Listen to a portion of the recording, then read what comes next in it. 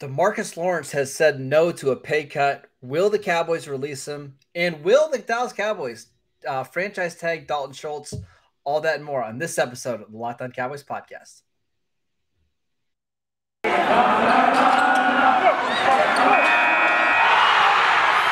You are Locked On Cowboys, your daily Dallas Cowboys podcast.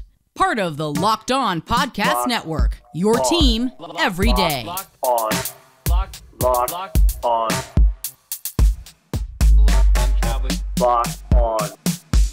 Cowboys. Welcome back to the Locked On Cowboys Podcast, part of the Locked On Podcast Network, your team every day. We want to thank you for making us your first listen of the day. We are free and available on all platforms. Today's episode is brought to you by BetOnline. BetOnline has you covered this season with more props, odds, and lines than ever before. BetOnline, where the game starts. I am Marcus Mosher. You can follow me on Twitter at Marcus_Mosher. I am joined by Landon McCool. You can follow him on Twitter at McCoolBCB. Landon, DeMarcus Lawrence was offered a pay cut at the NFL Combine, to which he said no. Are you surprised? No, I'm not surprised he said no. He feels like he deserves that money. That's why he signed a contract for it. And I don't know that anything in his play has indicated otherwise. I mean, I think you can have a conversation about availability, which is obviously the most important ability. But I think when he's on the field, he's a force multiplier. He's a guy that takes the looks away from other folks when they're planning their pass blocking schemes. He's a guy that has earned that money with his skill. So I'm not surprised. I think the question now becomes what happens next. Yeah, what do they do? I'm not surprised either because I kind of think when he was healthy this year, he was their best defensive player. That even includes Micah Parsons, right? Like Lawrence was incredible. So what do you do? It feels like it's awfully hard to cut him now it's awfully hard to keep him after you asked him to take a pay cut. But it's basically saying, hey, we don't think you're worth this money. I don't know if that creates a great locker room environment. But I don't also know if you want to release him either because he's so good. So what do you think the Cowboys are going to do here? I really don't know. I mean, I feel like they don't want to release him. I think we're all kind of reacting to the news as it's rolling out about this. I mean, again, there is no news here. It's just rumors that people have heard, and the reason I'm pointing that out is because that's part of the negotiation, right? Is that like to put this information out into the public and see the reaction that the public is having, and then try to use that leverage as a ways to kind of get more or less money depending on whose side is releasing the information. So I think for me, the Cowboys, they need to consider even if it means signing a short extension or something, like they need to consider all options. He has 2 years left on his deal, and it's worth basically $40 million total in base salary. I wonder if you could just add some extra void years in there, sign something, see if he would be okay with that, convert some of it to money. I don't know. It's not a very straightforward situation, obviously, without him being willing to kind of, work with you on this. He's not willing to take a pay cut, which is clear. But is there other kind of roster mechanisms that you can use to kind of, get what you want and get what he wants and everybody's satisfied? Outside of that, I mean, I think you're not likely to be able – I mean, he may be tradable depending on, what his actual guaranteed money is, especially if you ate some of it. There's no guaranteed money left. Yeah, so then, you could probably trade him for something. But I would imagine that, the Cowboys, they need to have a plan here for getting some kind of compensation from him. Because it's just cutting him, that seems like a very abrupt and sad way to get rid of a very talented player. The problem with trading him is, okay, so again, it'd basically be 2 years at $20 million base salary for a team. Yeah. A team would probably want to, change his contract up a little bit. So he's not counting so much this year against your cap. Yep. But on top of that, when we talked about this, the edge rusher class is deep, not only in free agency and also in the draft, right? The first round is going to be dominated with edge rushers. And then in free agency, you've got guys like Randy Gregory, Chandler Jones, Harold Landry, Von Miller, Jason Pierre-Paul. Like, why should a team, as great as DeMarcus Lawrence is, why do I need to give up a pick to go get that guy when I can go out and sign Von Miller at a similar price without having to give up the pick? That's what makes this so hard, right? Yeah, and the other part, I mean, the reason, that's the thing is you can't just look at this in silos. I mean, the reason that his contract is not very tradable is a lot of the same reasons why the Cowboys want to get rid of the contract, right? It's a lot of money. He's a guy that has not always been able to stay on the field full time. And I love him. I want him on the field. I want him playing all the time. But the problem is that the value is tough, and it's one of those things where you give yourself out to these contracts so that if you don't feel like it's worth it, you can get out. But, this is one of those situations where it feels like their hand is being forced more by the situation than by his play, And so, I think the Cowboys are, again, they're not in a great situation with this. It would be really tough to kind of lose both Lawrence and Cooper and really view it as anything short of, hey, they're trying to rebuild here. I think that's the conversation that we at least need to start be thinking of is this a unspoken kind of rebuilding situation where they're trying to regain some of that cap money for a run in 2023, maybe with a new coach, because it just feels like they're not talking like that, but they never talk that way. They never would say, right, we're trying to clear stuff off.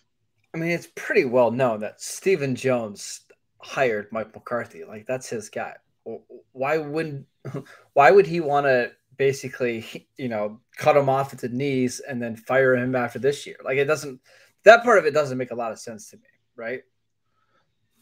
I mean, no part of it makes sense with the information that we have right now. That's the issue, is that we don't have enough information to make sense of what they're doing necessarily. Because if they're trying to go all in for, or they're trying to kind of, even if they're trying to straddle the line here, like, you feel like you would keep one of Cooper or Lawrence, and then you work around that. But which one would you rather keep at their current contract? I think Lawrence, in my opinion. Even though he's been far less durable. Yeah, because significantly older. I think so. Because I think you can, because Cooper's contract is more outable. You're getting more out of getting out of losing as far as. I don't disagree. So what if the contracts were flipped? What if you could only save $6 million by cutting Amari and you could save $16 million by cutting DeMarcus Lawrence? Does that change the equation here? Yeah. Yes. That's the whole thing. Yeah. So then, yes, I would change my mind there. See, that's the hard part. Am I getting rid of the better player just because the contract is easier? Or, I don't know. It's why this whole thing is so hard for me, Landon. It feels like you're just cutting potentially two really good players because they have the most cuttable contracts rather than we're upset with their play. I don't know that that's necessarily the truth with Cooper, though. I mean, I think that and again, this is not necessarily my full opinion, but it sounds like they have frustration with Cooper, and whether that's just talk in the media to try to spin this cut. I'm sure you're referencing the same piece to me, that one seems like a little bit of a hit job to hey, this is we're going to cut Amari because of the cap, but this is also why it seemed like, I don't know. But it also wasn't. It also let's also not. I completely agree. I think it was a softening of the ground to prepare Cowboys Nation for this. But let's also not pretend like that was brand new information. That's the first time we'd heard anything about that from Amari Cooper. These are all complaints that people had before. These are all whispers that we'd heard before. Obviously the timing of it and the releasing of it sounds like a hit job on Cooper to kind of to soften it, but it's not like this came out of nowhere or this is some unbelievable stuff that we're hearing. This is stuff that we've heard about him before. So. I think if DeMarcus Lawrence gets released, you'll see a similar piece, and I'll disagree with that one as well. Right? I don't know. I don't think so. I think what you'll see is I think you'll see a hit piece, but it'll be he's constantly injured, can't stay healthy. He's, maybe he's not quite the same player. It's not quite the same thing as I disagree with, but yeah, a full commitment or whatever the issues were with Cooper. All right, we got some other news that we need to talk about. It's all related to this. But before we do that, I want to tell you guys about Built Bar. This time of year, almost everybody has given up on their New Year's resolutions because it's just easier to not eat healthy or go to the gym. But with Built Bar, it makes it so much easier to stick to your resolutions because they are the absolute best protein bar out there right now. They only contain 130 calories with 4 grams of sugar, 4 net carbs, and 17 grams of protein. Compare that to your average candy bar that has 240 calories, 30 grams of sugar, and dozens of net carbs. Plus, they just taste so good. And they got so many great flavors, including mint brownie, coconut almond. And the new flavor this month is white chocolate cookies and cream. They are always coming up with new flavors. Go to built.com and use promo code LOCK15 to get 15% off your next order. Use promo code LOCK15 for 15% off at built.com. All right, that the first segment was just a little bit of a tease to the little fight we're going to have here in segment 2, Landon. It's about Dalton Schultz. There's some reports coming out today on Monday that the Cowboys are expected to franchise Dalton Schultz here before free agency begins. That would guarantee him $10.8 million for the 2022 season. First and foremost, do you agree with that decision if it were to happen? What was the number again? $10.8 million. Yeah, that's a good deal for Dalton Schultz. I mean, I don't know why people – I mean, that's a good deal for Dalton Schultz. I'm not sure why people would think otherwise. Like, I guarantee you that if he was to get out on the market, he'd probably get a 3 or 4 year deal with, I don't know, $1 or $2 million more per year than that, I would imagine. From what I read earlier today, there were upwards of 10 teams interested in signing Dalton Schultz. The market for him was going to be high. So $10 million for Dalton Schultz, with the opportunity to kind of continue to work on a long-term deal with him, that sounds like a good deal for an ascending 25-year-old tight end. So, all right, here's the argument against that, right? So the guys that are getting paid a lot at that position are all ridiculously good tight ends. George Kittle, Travis Kelce, Dallas Goedert, Mark Andrews, and then Hunter Henry and Jonnu Smith got big deals last year, and David Njoku just got the franchise tag. So it's an argument. Is he somebody that can really boost up your offense, or is he really a product of the environment on the offense? Because they had so many weapons at receiver, he was always getting the worst linebacker on the field or the worst safety. I saw Bob Sturm say today in one of his articles talking about Dalton Schultz that the 49ers were begging you to throw the ball to him rather than CeeDee Lamb or Amari Cooper. So is he somebody that deserves the basically $11 million a year? I don't know. I don't know, Landon. I feel like he does. I'm like I said, he was incredibly productive. He produced when asked to. You're right. Like, he didn't have the attention that maybe all these other guys do, but he did something with it. That's all you can ask. Are you paying great money for a good player here?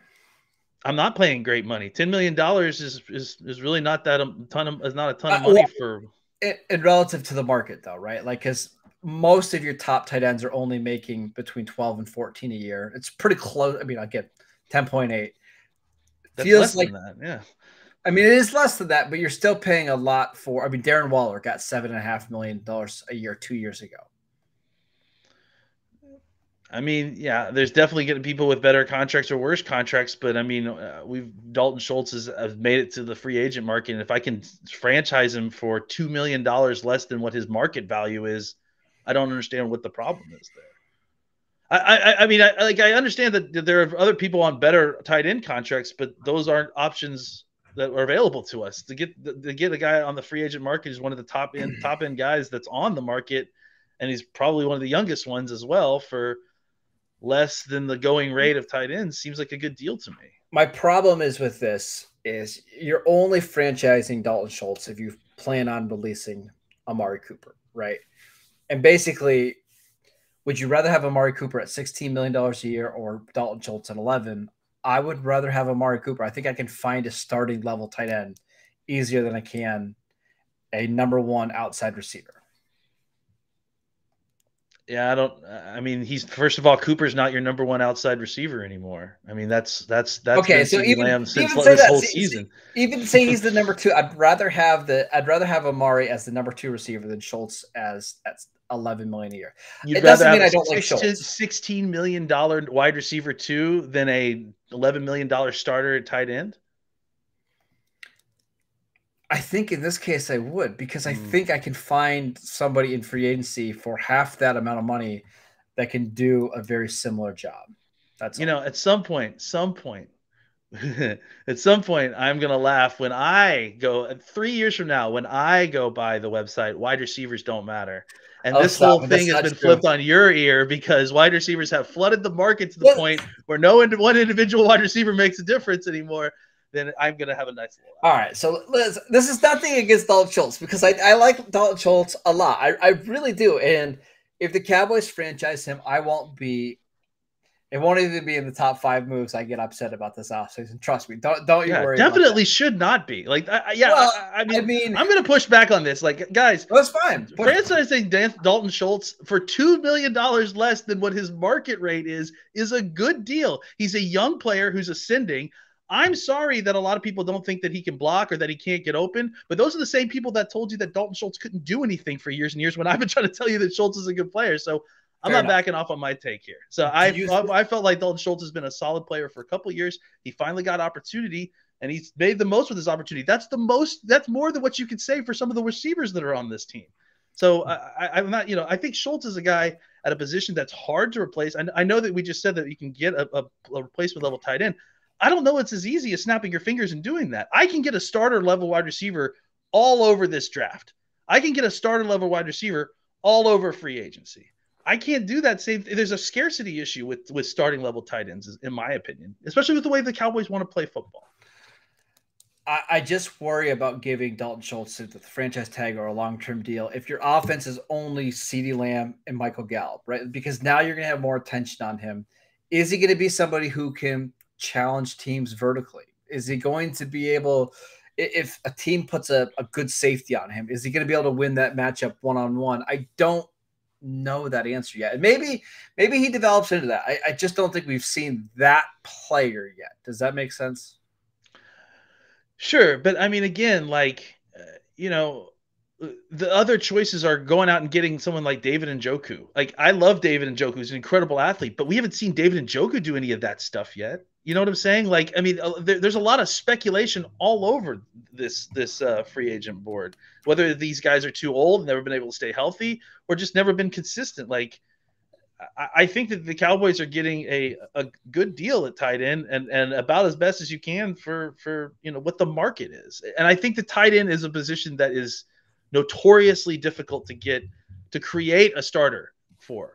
Like, you have to develop them. So unless you've got somebody in the wings, and especially with considering what we have with Jarwin's situation, like, I think signing Schultz here, having a guy who's familiar with your system at one of the most difficult positions to play in all of the NFL is just not a bad thing. I feel indifferent about it. I really don't know how to feel. And I honestly, what they do in the rest of free agency and the draft probably will dictate how I feel about it. I think that's fair, because you're kind of framing it, and I don't disagree with that framing. Is that if it's Schultz, Cooper, Schultz, Lamb, and then whatever, how is that exciting? But we don't know, what that extra parts are, right? Like, for example, if it's Schultz, CeeDee Lamb, Cedric Wilson, and Chris Olave in the first round, right? Okay, I can see that, right? Because you need somebody who's at least reliable as you get your rookie receiver up to speed. I get that. But if it's CeeDee Lamb, Gallup, and Schultz, which we're going to talk about in a second, I just don't see how paying more for your offensive weapons and taking away Amari is an upgrade for your offense, right? Why couldn't it be CeeDee Lamb, Gallup, and then Williams? Or, saying, like, why can't it be Gallup plus a free agent player and Schultz? Like, I don't understand. Free agent player or draft player? Well, I mean, like, Gallup. What if because before we were talking about, Lamb, Wilson, and Schultz, and then a rookie, right? But what if it's Lamb, Gallup, Schultz, and a rookie? Like, you know what I'm saying? Like, it doesn't necessarily have to be either or with the wide No, receiver. You can double dip. All right, I want to dive into this Michael Gallup situation because this one has me a little heated. But before we do that, I want to tell you guys about BetOnline. Football might be over this season, but basketball's in full steam with both pro and college hoops. From all of the latest odds, totals, player performance props to where the next fired coach is going to land, BetOnline.net is the #1 spot for all of your sports betting needs. BetOnline remains the best spot for all of your sports scores, podcasts, and news this season. And it's not just basketball. BetOnline.net is your source for hockey, boxing, and UFC odds, right to the Olympic coverage and information. Head to the website today or use your mobile device to learn more about the trends in action. BetOnline, where the game starts.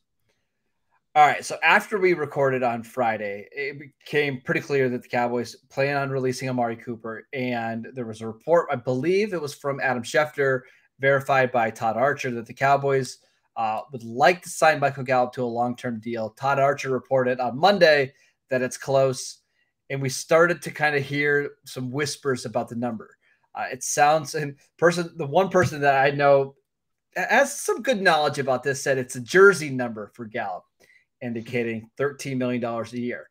Pro Football Focus said $13 to $15 million a year, and that was kind of backed up by some insiders in the league. So before we get into the Schultz and all that kind of stuff, on the surface, $13 million a year for Michael Gallup, what do you think? I think if you had asked me before this year if re-signing Gallup to $13 million a year would be something that I'd be interested in, I would probably say yes. Or I probably would have been more palatable to it. I think it seems very high right now. Only because of the circumstances of what happened this year. He kind of had a down year. I mean, a lot of that was due to the injury situation, obviously, but even when he came back, he didn't seem quite the same. And so, I mean, obviously the expectation was, he would come down, his number would come down, or he would maybe do a 1-year deal, prove a deal, right, to kind of reset and try it again for free agency. So I definitely agree that this number is high for a guy that's coming off of a late season ACL injury. It's not exactly the prove it deal that we were talking about.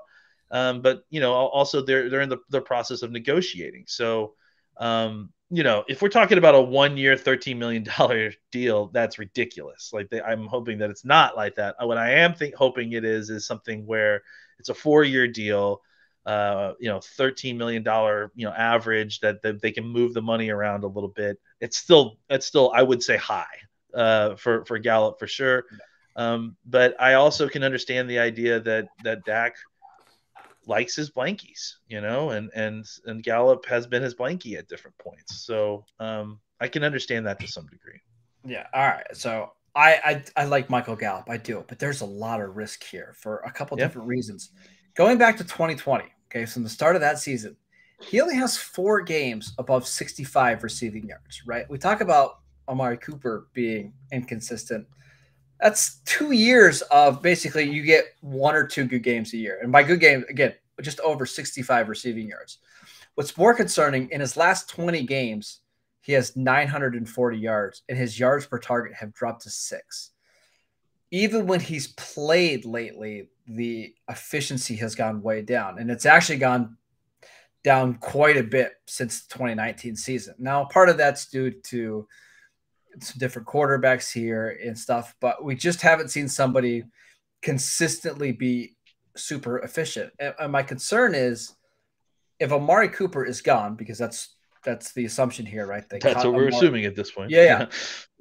How is the efficiency going to go up with your top receiver, or let's say you're one of your top 2 receivers now off the roster, and now Gallup's getting guarded by the #1 outside corner? I just don't see it.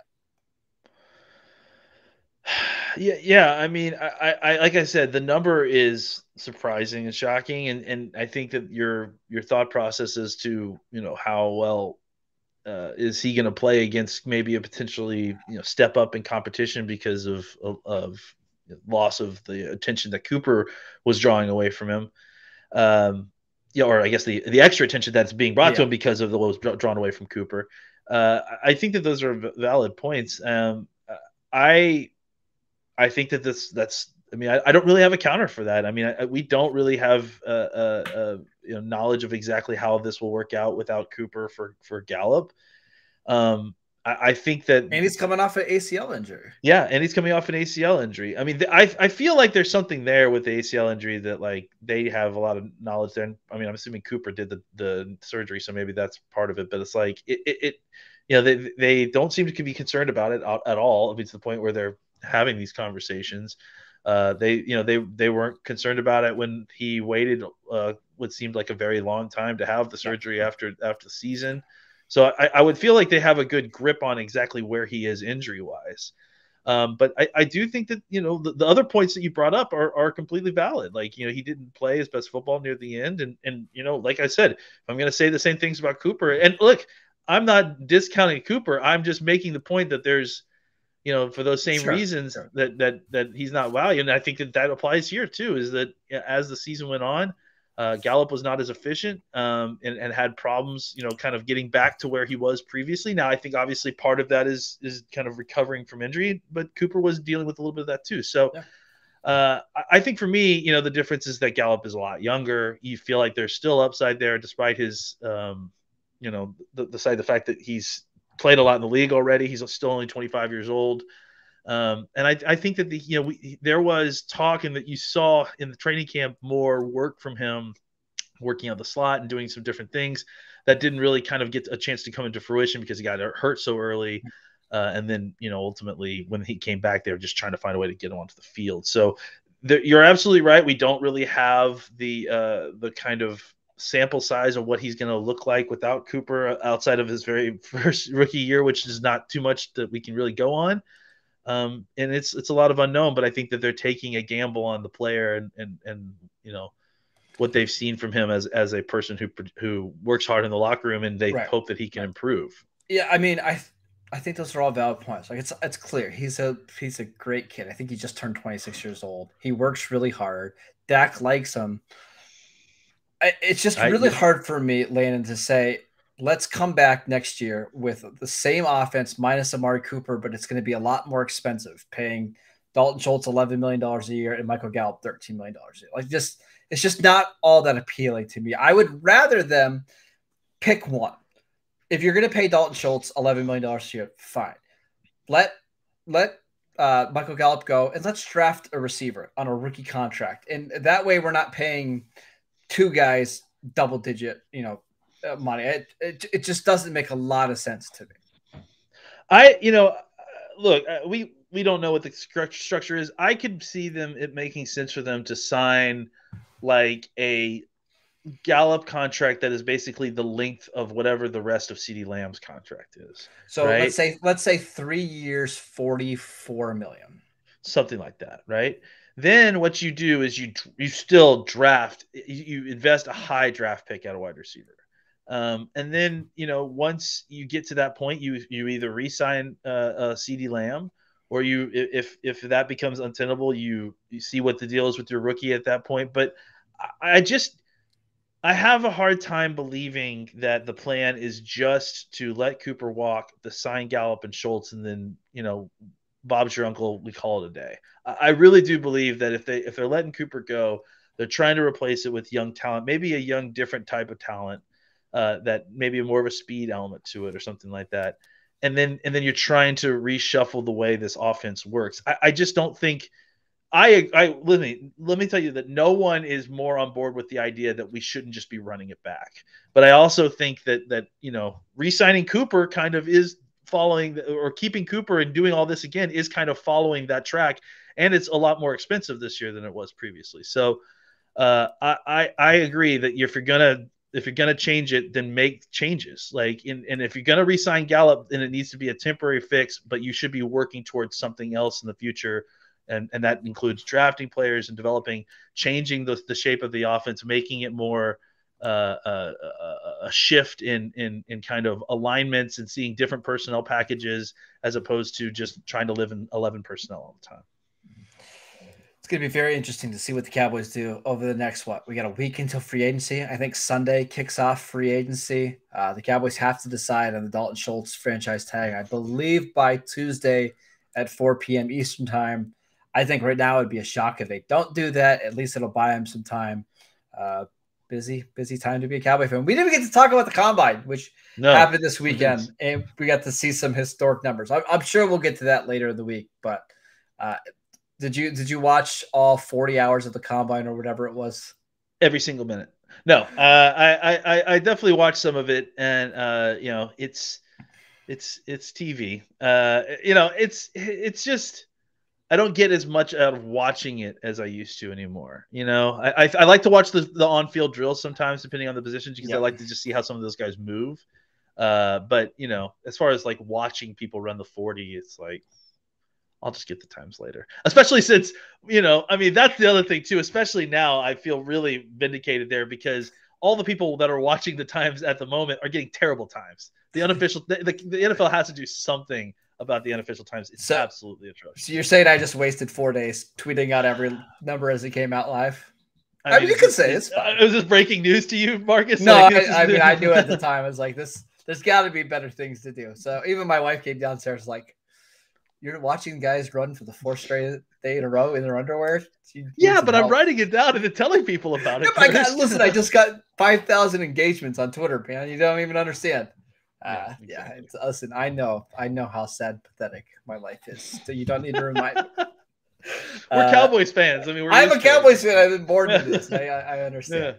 Yeah. All right, that is it for today's show. Thank you guys for tuning in. As always, you can download the podcast wherever you get your podcasts: Apple Podcasts, Google Podcast, Spotify. Check out Locked On NFL Draft with Eric Crocker. He just put out a new mock draft today, talking about it. I know the entire network's talking about it. Dallas Cowboys, a safety from Georgia, an interesting pick at number 24. Check that out. You can follow the show at Locked On Cowboys. You can follow Landon at McCool BCB. I'm at Marcus _Mosher. And we'll see you guys next time.